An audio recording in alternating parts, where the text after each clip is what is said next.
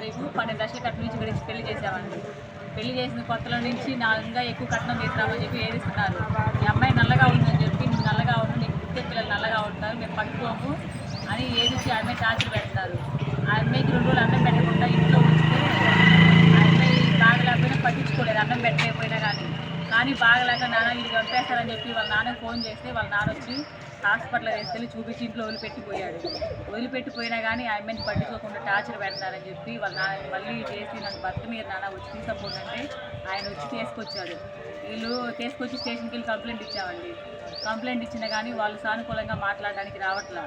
రోజు వస్తా రేపు వస్తావు అని చెప్పి తప్పించుకుంటున్నారు. ఇట్లా కాదని చెప్పి మొన్న రోజు అందరం వెళ్ళి స్టేషన్ కాడికి వెళ్తే వీళ్ళ ఆయన నేను తీసుకెళ్తాను ఇల్లు చూసుకొని 2 రోజుల్లో తీసుకెళ్తానని చెప్పి అని అన్నాడు. ఇంటికి వచ్చిన తర్వాత వాళ్ళ అమ్మ వాళ్ళ నాన్న మాటని నాకు అవసరం లేదు, పెద్ద మనుషులు పోలీసులు బెదిరిస్తేనే నేను చేసుకోవాలని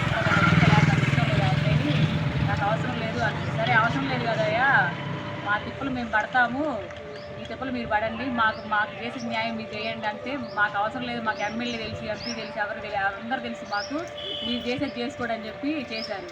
సరే అయితే ఏమైందని చెప్పి మా అమ్మాయిని వదిలిపెట్టడానికి నేను తీసుకొచ్చామండి. తీసుకొస్తే వాళ్ళంతా జుట్టు పట్టుకొని లంజా నువ్వు వేడికి ఇంట్లోకి వచ్చేది, నువ్వు అవసరం లేదు, నువ్వు వచ్చిన కానీ మాకు దగ్గర జుట్టుకుందని చెప్పి అమ్మాయిని తీసుకొచ్చి బయటకు లాక్కొచ్చేసింది.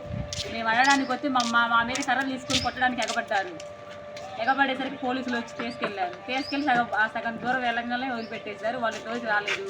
మేము తెల్లవారు రాత్రి కూడా చలిలోనే ఉన్నాము, తాళం వేసి బయటే కూర్చున్నాము, ఎవరు వచ్చి వాళ్ళు లేక చలిలోనే కూర్చొని ఉన్నాము. ఇప్పుడు వచ్చి పెద్ద మనుషులు వచ్చి సరే అమ్మ తెల్లవారు ఎండలో ఏడుంటారు, తెల్లవారు చదువుకున్నారు కదా అని చెప్పి ఇంట్లో వరకు గేట్ వేసి ఉంటే ఆ గేట్ తీసుకొని ఇప్పుడేనండి ఇంట్లోకి వెళ్ళాము. వాళ్ళ పేర్లు ఏమని చెప్పగలరా?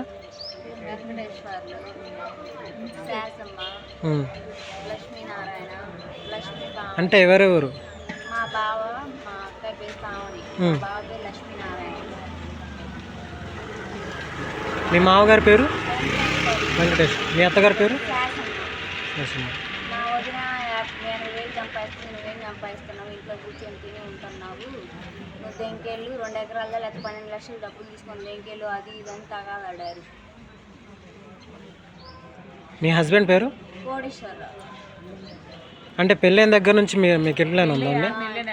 పెళ్ళి 6 నెలలు అప్పటి నుంచి అంతే ఉంది. 6 నెలల్లో 5 నెలలే ఆ అమ్మాయి ఇక్కడ ఉంది. 1 నెల మా ఊర్లోనే వదిలేశారు. పోలీస్ కేసు పెట్టినా పట్టించుకోలేదా? పట్టించుకోలేదు.